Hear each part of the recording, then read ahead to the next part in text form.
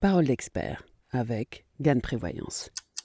J'aimerais souscrire une assurance vie, mais j'hésite encore sur le nom du bénéficiaire. Est-ce que je peux le modifier ? La clause bénéficiaire ? Oui, vous pouvez changer le nom. Plusieurs fois même, si vous le souhaitez. Et sans même que la personne ne soit au courant. Mais ça ne doit pas être fait à la légère. Parce que cette clause est très importante, mais elle est souvent sous-estimée. Alors, la clause bénéficiaire, en fait, elle permet de désigner la personne qui recevra à votre décès le capital que vous aurez placé sur votre contrat d'assurance vie, ou sur un contrat de prévoyance, ou sur un contrat d'épargne retraite, un PER. L'assurance vie, la prévoyance et l'épargne retraite ont un traitement fiscal privilégié. En cas de décès, les capitaux ne rentrent pas dans la succession. Donc il n'y a pas de droit de succession à payer sur les sommes reçues, du moins jusqu'à 152 500 €, ce qui est très avantageux. Au-delà, il y a un peu de droit à payer. Pour les sommes versées après 70 ans, le traitement fiscal est différent. Mais je vous invite à écouter le podcast consacré à ce sujet pour en savoir plus. Souvent, la clause bénéficiaire par défaut désigne le conjoint ou le partenaire pacsé.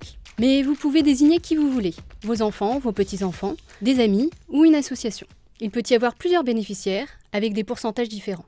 Mais la question que vous devez vraiment vous poser, c'est qui est-ce que je veux protéger, avantager ou aider ?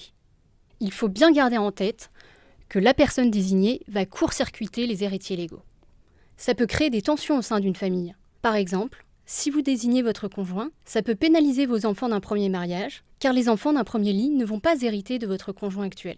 Ça va donc venir gonfler le patrimoine des autres enfants s'il y en a. Ce sont vraiment des questions à se poser, car c'est source de conflits. Il n'est pas rare de voir des héritiers qui se sentent lésés saisir le juge pour demander de réintégrer la valeur du contrat dans la succession. Ils invoquent la notion de prime manifestement exagérée. En fait, la clause bénéficiaire, c'est un peu comme un outil patrimonial. Il est important de bien rédiger cette clause pour qu'elle soit en phase avec vos attentes et qu'elle ne soit pas source de contentieux. Pour bien rédiger votre clause bénéficiaire, il y a beaucoup de possibilités. Mais j'aimerais en évoquer deux.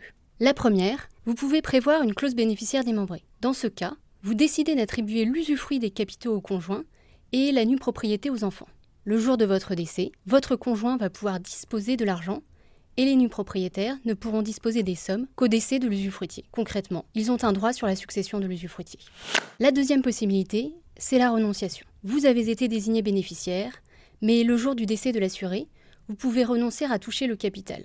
Le capital sera versé directement aux bénéficiaires de rang suivant, par exemple vos enfants ou vos petits-enfants. Alors bien évidemment, il existe d'autres façons de faire, mais encore une fois, tout dépend de votre situation. Bref, la clause bénéficiaire est un outil phare de la gestion de patrimoine. Il faut savoir s'en servir, bien comprendre le mécanisme pour bien la rédiger. Parlez-en à votre conseiller, ils sont là pour vous conseiller, c'est leur métier. Merci à Pauline Claus, ingénieure patrimoniale chez Groupama GAN Vie, d'avoir répondu à la question.